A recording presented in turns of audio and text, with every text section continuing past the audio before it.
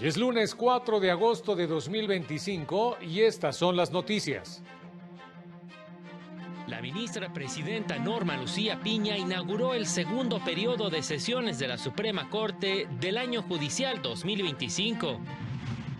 Trabajadores que tramitaron crédito para vivienda antes del 9 de mayo de 2023 solo deben descontarles el 30% del salario base. Un juez federal ordenó la inmediata reinstalación de una trabajadora despedida por estar embarazada. El magistrado Reyes Rodríguez Mondragón propone confirmar decisión del INE que declara desierto el resultado de la elección en diversos juzgados de distrito. Hola, ¿qué tal? ¿Cómo le va? Qué gusto saludarle. Muy buenas tardes, bienvenido, bienvenida a la información jurídica más importante. Soy Oscar González. En nombre de todo este equipo de trabajo les saludamos con mucho gusto. Eusiri Rostro en la interpretación en lengua de señas mexicana. Vámonos con la información. La ministra presidenta Norma Lucía Piña Hernández inauguró el segundo periodo de sesiones de la Suprema Corte del año judicial 2025 y nos vamos precisamente con el enlace de mi compañero Mario López Peña y la información en este sentido. Muy buenas tardes, Mario. Te escuchamos. ¿Qué tal? Muy buenas tardes. La ministra presidenta de la Suprema Corte de Justicia, Norma Lucía Piña Hernández, declaró inaugurado el segundo periodo de sesiones de la Suprema Corte para este año. La Suprema Corte de Justicia de la Nación tendrá cada año 2 periodos de sesiones, de los cuales el segundo comenzará el primer día hábil del mes de agosto del año que corresponda. En consecuencia, esta Suprema Corte de Justicia de la Nación declara inaugurado el segundo periodo de sesiones correspondiente al año en curso. En esta sesión solemne, el ministro Javier Lainez Potisek presentó el informe de la Comisión de Receso. Detalló que se formaron 274 expedientes, de los cuales 267 se relacionan con juicios de amparo y 7 relativos a controversias y acciones de inconstitucionalidad. Esto es parte de lo que informó el ministro Javier Lainez. Se tuvo por integrado el expediente relativo al juicio de inconformidad en materia electoral 2-2025 con el informe circunstanciado que rinde el Instituto Nacional Electoral y se requirió a la promovente la presentación de diversos documentos. Por otro lado, se tuvo por interpuesto el recurso de queja hecho valer por el Ayuntamiento de Acapulco de Juárez, Estado de Guerrero, planteado dentro del incidente de suspensión de la controversia constitucional 174-2025. Es el reporte que les tenemos. Muchas gracias, Mario. Estamos pendientes. Muy buenas tardes. En tanto, la Suprema Corte invalidó disposiciones de la Ley Orgánica de la Universidad Intercultural de Jalisco. La Suprema Corte publicó la sentencia del Pleno en la acción de inconstitucionalidad 71/2024, en la que invalidó porciones de los artículos 17, fracción sexta y 29, fracción segunda, de la Ley Orgánica de la Universidad Intercultural de Jalisco, disposiciones que establecían requisitos para poder formar parte del Consejo Académico de dicha universidad. Las porciones que se declararon inválidas son la que establecía contar con amplia solvencia moral, prevista en ambas fracciones de los artículos mencionados. La Corte declaró la inconstitucionalidad de dichas porciones, al estimar que este requisito violaba el principio de seguridad jurídica y de legalidad, pues al exigir no haber incurrido en alguna conducta socialmente reprochable para acceder a un cargo público, resultaba un requisito arbitrario, ya que los aspirantes quedaban subordinados al juicio valoratorio y de orden discrecional de los encargados de la designación. Por este motivo invalidó las porciones mencionadas. Con información de José Luis Guerra García para el canal del Poder Judicial de la Federación. La primera sala estableció que la vía ordinaria civil es la idónea para demandar la reparación del daño por la actuación negligente o culposa de un médico, mientras que la vía administrativa es la adecuada para reclamar la reparación del daño por el actuar inadecuado del personal médico que trabaja en instituciones de salud de orden federal. Precisó que la vía civil es la adecuada cuando se demanda a un médico en lo particular, sin importar si labora o no en una institución pública, ya que se trata de una responsabilidad subjetiva que requiere demostrar su responsabilidad o negligencia. Así que para una indemnización y que resulte procedente, es indispensable demostrar que el daño fue consecuencia directa de dicha conducta. La vía administrativa es la idónea para solicitar al Estado la reparación de los daños derivados de actos de negligencia cometidos por el personal médico que elabora en instituciones federales de seguridad social como el IMSS o el ISSSTE, conforme al procedimiento establecido en la Ley Federal de Responsabilidad Patrimonial del Estado.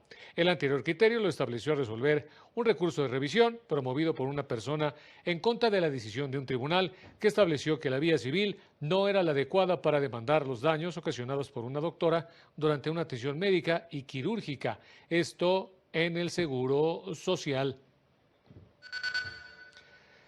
La segunda sala de la Corte determinó que los descuentos salariales realizados para cubrir un crédito de vivienda contratado con el ISSSTE debe permitir a las personas trabajadoras verificar si corresponde al esquema de pago pactado en su contrato hipotecario. Con este criterio se busca brindar certeza a las personas trabajadoras respecto del monto descontado de su salario, lo que obliga a la dependencia que realiza la retención a garantizar la disponibilidad de la información para conocer si el descuento para cubrir el crédito se ajusta a las condiciones establecidas contractualmente. Precisó que quienes hayan celebrado sus contratos con Foviste antes del 9 de mayo de 2023 y se hayan obligado a cubrir el adeudo mediante el descuento del 30% sobre su salario, adquirieron el derecho a que únicamente se les retuviera ese porcentaje sobre el sueldo base y no sobre el resto de las percepciones ordinarias. Dicho criterio lo estableció al resolver un amparo promovido por diversos trabajadores quienes cuestionaron la constitucionalidad de los artículos 20, párrafo segundo, tercero, cuarto y quinto y 185 de la ley del ISSSTE, así como el aumento en el descuento realizado a su salario para cubrir su crédito hipotecario. Un asunto que, en primera instancia, el juez del conocimiento sobreseyó, es decir, que no analizó el fondo al considerar que las normas reclamadas no les causaban ninguna afectación, una decisión que impugnaron a través de la revisión que fue resuelta por la segunda sala. Y fue ordenada la inmediata reinstalación de un trabajador o una trabajadora despedida por estar embarazada.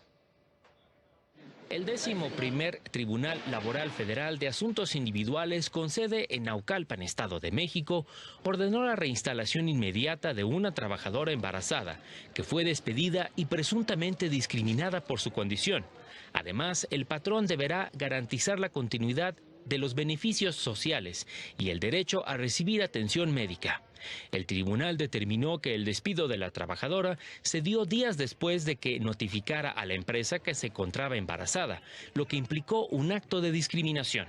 Por estos hechos, ordenó su reinstalación, que se mantengan los beneficios de seguridad social, como es su afiliación al IMSS y la vigencia de las pólizas de seguros de gastos médicos mayores, con el fin de garantizar su derecho a la salud.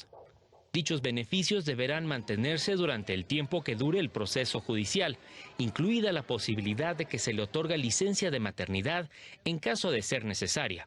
El tribunal advirtió que en caso de incumplimiento, la empresa será sancionada con multa y medidas coercitivas, las cuales también se pueden aplicar al Seguro Social por omisión en el acatamiento de la medida precautoria impuesta. Con información de José Luis Guerra García para el canal del Poder Judicial de la Federación.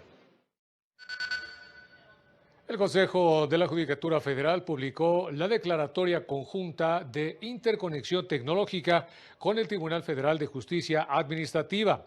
A partir de este lunes se podrá realizar el trámite electrónico del juicio de amparo directo e indirecto y recursos de revisión fiscal entre los juzgadores de distrito y tribunales colegiados de circuito con la Sala Regional de Chiapas del Tribunal Federal de Justicia Administrativa, esto a través de la firma electrónica. Se podrá llevar a cabo en días hábiles conforme al calendario oficial de labores en un horario de las 9 de la mañana a las 14:30 horas.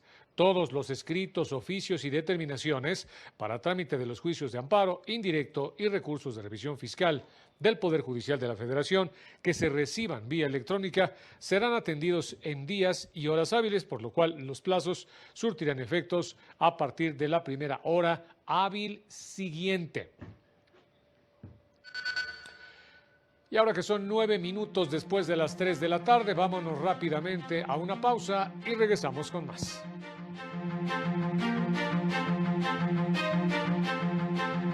Al regresar, presentan plataforma de conteos censales y participación ciudadana 2009-2024.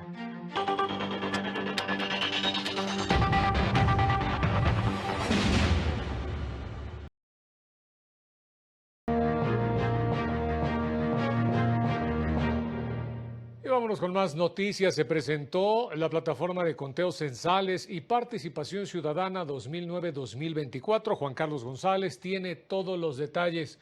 Adelante, Juan Carlos, muy buenas tardes.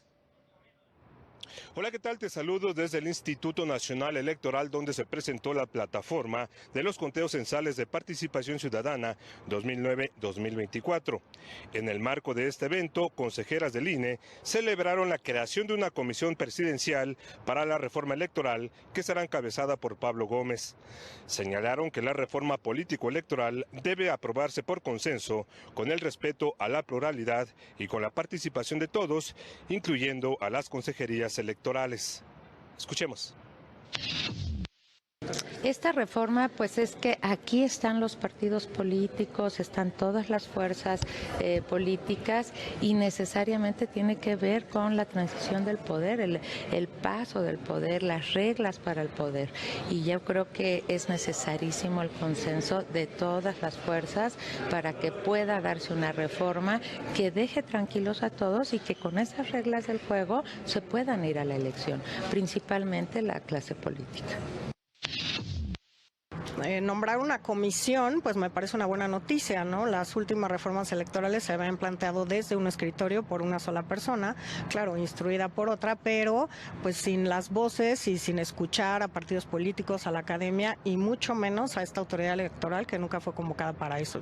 Yo hago votos porque ahora se nos convoque personalmente o quizá mediante un documento que podamos elaborar como institución electoral de cuáles son pues los retos que nosotros vemos, las áreas de oportunidad, las dificultades y los temas que nos parece que como institución técnica que es la encargada de implementar una ley electoral, pues es técnicamente lo que tenemos que decir. Sobre la plataforma de los conteos censales, se destacó que en la elección de 2024 continuó la tendencia de una mayor participación de las mujeres en el ejercicio del derecho al voto. Es la información que tenemos. Enterados, Juan Carlos, muchas gracias y muy buenas tardes. Bueno, pues ahí esta información. El magistrado Reyes Rodríguez propone confirmar la decisión del INE que declara desierto el resultado de la elección en diversos juzgados de distrito. El Tribunal Electoral dio a conocer 3 proyectos del magistrado Reyes Rodríguez Mondragón con los que propone resolver diversos juicios de inconformidad en los que se impugnan los acuerdos del INE que declararon vacantes varias plazas de juzgadores debido a que los candidatos ganadores no obtuvieron promedio de 8 en la licenciatura o 9 en posgrado.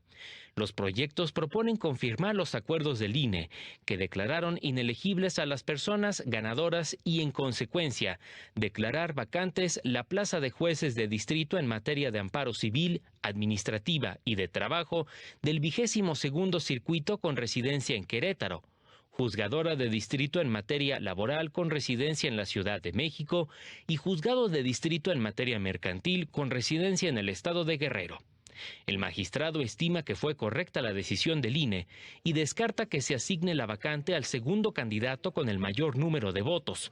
Además, rechaza que la decisión viole el derecho a ser votados de los afectados, pues no cumplieron con uno de los requisitos de elegibilidad que se establecieron para participar en la elección. Asimismo, estima conveniente que el Senado convoque a elección extraordinaria para cubrir las plazas que fueron declaradas vacantes, al no cumplir los candidatos ganadores con uno de los requisitos de elegibilidad. Con información de José Luis Guerra García para el canal del Poder Judicial de la Federación. Exfuncionarios electorales llamaron a diversos sectores de la población a sumarse a un diálogo nacional en favor de una democracia incluyente y plural. Ello después de que la presidenta Claudia Sheinbaum anunciara la creación de una comisión que se encargará de impulsar una nueva reforma electoral. Esto con el fin de que dicha reforma sea resultado del más amplio consenso. Tome en cuenta los diagnósticos técnicos de las autoridades electorales y para que se conozca el costo que tienen los procesos electorales para garantizar la integridad y transparencia de los procesos comiciales.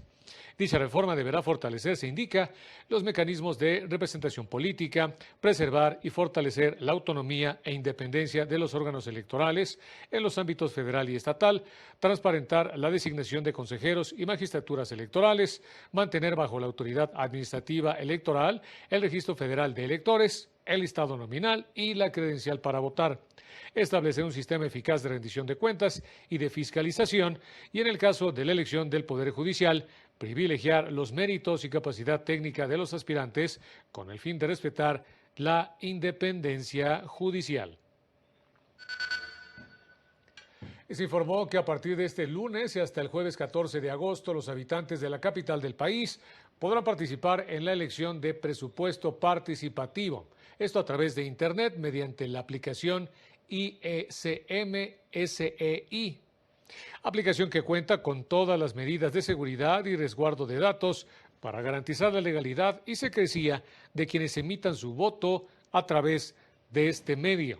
Quienes participen de manera anticipada en dicho proceso podrán elegir entre las más de 13,000 propuestas que se presentaron para mejorar sus comunidades. Más de 16,000 personas se registraron precisamente para participar de manera anticipada en este proceso, quienes podrán emitir su voto hasta las 17 horas del próximo 14 de agosto.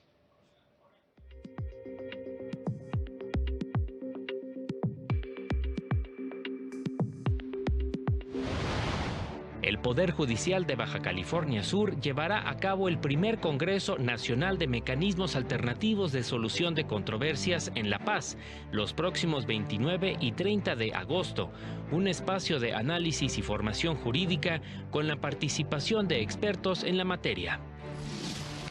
El Poder Judicial de Chihuahua y la Fiscalía Anticorrupción del Estado firmaron un convenio de colaboración con el objetivo de impulsar acciones conjuntas en materia de docencia, capacitación e investigación. En la primera mitad del año, el Centro Estatal de Justicia Alternativa del Poder Judicial de Durango logró cerca de 800 convenios, la mayoría en materia civil y mercantil, a través de la mediación de manera efectiva y sin necesidad de llegar a juicio. El Poder Judicial del Estado de México lanzó la segunda edición de la Guía Técnica para la Sistematización de Mejores Prácticas Administrativas, lo que permitirá consolidar la capacidad de respuesta institucional mediante el fortalecimiento de las competencias de las personas servidoras judiciales. A pocos meses de que la actual Escuela Federal de Formación Judicial cumpla 48 años, se transformará en Escuela Nacional, cuyo objetivo dejará de ser únicamente la formación y profesionalización del personal del Poder Judicial de la Federación. Dicha institución de excelencia académica, cuyo antecedente fue el Instituto de Especialización Judicial, creado en diciembre de 1977 y que en 1994 se transformó en el Instituto de la Judicatura Federal, ahora también tendrá a su cargo la formación y capacitación del personal de los poderes judiciales locales y de las fiscalías locales y federal, entre otras obligaciones. Ampliará sus programas de capacitación y actualización, que a la fecha suman 16 y que se encuentran disponibles en el Aula Nacional Abierta, incluida la materia administrativa. Ofertaremos, de la mano de la Alianza Nacional de Escuelas Judiciales, un programa de formación básica de habilidades jurisdiccionales. Haremos también el mejor de los esfuerzos para continuar y perfeccionar nuestro programa de investigación estratégica. Atenderemos líneas de investigación que van desde el acceso a la justicia hasta la gestión judicial. El Pleno Regional en materias penal y de trabajo de la región Centro-Sur con residencia en la Ciudad de México determinó que corresponde a los juzgados de distrito en materia administrativa conocer de los amparos indirectos promovidos contra el decreto que prevé la transferencia de las aportaciones de las cuentas individuales para el retiro al Fondo de Pensiones para el Bienestar. Criterio que se desprende de uno de la segunda sala, que precisa que cuando se impugnan decretos debe atenderse al bien jurídico o al interés fundamental tutelado en las normas generales que lo contienen, con lo que se asegura que el juzgador que se pronuncie sobre la constitucionalidad de la norma, pues se encuentra especializado en la materia correspondiente. Dicho pleno explicó que los decretos que modificaron diversas leyes y extinguieron la Financiera Nacional de Desarrollo Agropecuario y que abrogó su ley orgánica precisamente de mayo del 23, que además creó el llamado Fondo de Pensiones para el Bienestar, tiene como finalidad transferir los fondos para la vivienda de los trabajadores o pensionados de 75 años que no hayan sido utilizados o reclamados para financiar dichas pensiones sin la necesidad de que exista una resolución judicial. Explicó que debido a que los mencionados recursos no inciden directamente en cuestiones de seguridad social, ya que no se relacionan con fines de esta índole, los amparos contra el decreto que crea el Fondo de Pensiones del Bienestar deben ser estudiados por los juzgados de distrito en materia administrativa. Vámonos rápidamente a unos mensajes, no se vaya, volvemos con más.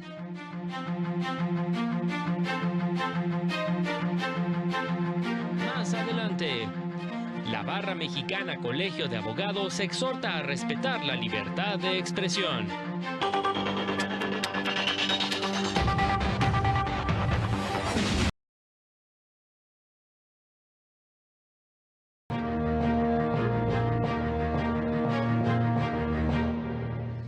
$27 la temperatura, una tarde soleada en la capital del país. Vámonos con más. Tras casi 20 años en prisión, Israel Vallarta, procesado por el delito de secuestro, obtuvo su libertad luego de que la titular del Juzgado Tercero de Distrito en materia penal, con sede en Toluca, Estado de México, dictara sentencia absolutoria y ordenara su inmediata libertad. La Defensoría Pública Federal aseguró que en su caso ha sido ampliamente documentado como un emblema de injusticia prolongada tras haberse revelado el montaje televisivo de su detención el 9 de diciembre de 2005. Desde 2022, el Comité contra la Tortura de Naciones Unidas había recomendado al Estado mexicano cambiar la medida cautelar de prisión preventiva a Israel Vallarta debido al deterioro de su salud mental y física. La Defensoría Pública Federal precisó que esta sentencia es un primer paso para garantizar la reparación del daño al afectado, así como un precedente relevante en la lucha contra la tortura, el uso de pruebas ilícitas y la prisión preventiva prolongada en México.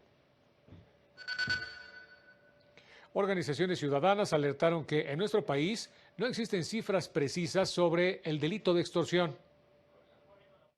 De acuerdo con la organización México Unido contra la Delincuencia, no existen cifras precisas sobre el delito de extorsión, pues si bien para el Secretariado Ejecutivo del Sistema Nacional de Seguridad Pública en 2023 se registraron 10.946 víctimas de este delito, la encuesta nacional de victimización y percepción de seguridad pública revela que en ese mismo año se registraron 4.9 millones de delitos de extorsión. Asegura que esta lamentable disparidad en el número de delitos de extorsión es consecuencia de que no se presentó una denuncia o no se inició una carpeta de investigación por este delito, lo que se conoce como cifra negra, lo que coloca a los datos del Secretariado Ejecutivo muy lejos de la realidad, lo que implica que 9 de cada 10 delitos de extorsión no se denuncian, es decir, el 96.7%. Lo que refleja que las 10.846 víctimas reconocidas por el secretariado representan solo el 3.3% del total de los delitos de extorsión registrados a nivel nacional. Indicó que preocupa que existan estados con tan pocos registros de carpetas y víctimas.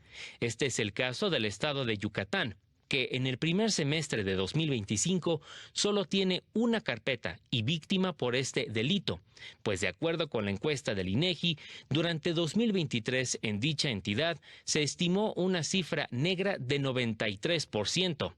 En contraste, para el secretariado, para ese año se reportaron apenas 14 víctimas del delito de extorsión en Yucatán, lo que evidencia un grave subregistro o bajo nivel de denuncia. La organización, si bien considera que es alentadora la estrategia anunciada por el gobierno federal para erradicar el delito de extorsión, es indispensable acompañarla con una homologación del tipo penal para sancionar este delito, así como mejorar la coordinación entre las entidades y la federación para su combate efectivo. Con información de José Luis Guerra García para el canal del Poder Judicial de la Federación. La Barra Mexicana Colegio de Abogados manifestó su preocupación ante los recurrentes actos de censura, restricciones indebidas a la libertad de expresión y hostigamiento en contra de periodistas, medios de comunicación, activistas y ciudadanos en diversas entidades del país. Recordó que la libertad de expresión es piedra angular y de toda democracia y un derecho humano reconocido por la Constitución, por lo que cualquier intento de censurar voces críticas, manipular la información pública o restringir el debate plural constituye una amenaza inadmisible, indica, al Estado de Derecho. Realizaron un llamado a las autoridades de todos los niveles a respetar y garantizar plenamente la libertad de expresión. Asimismo, exhortan a los organismos autónomos y al Poder Judicial para actuar con firmeza ante cualquier violación precisamente a la libertad de expresión. Y ya nos vamos, como siempre, muchas gracias por haber estado con nosotros. Manténgase pendiente de esta señal. Pásela muy bien. Soy Oscar González. Nos vemos en la próxima.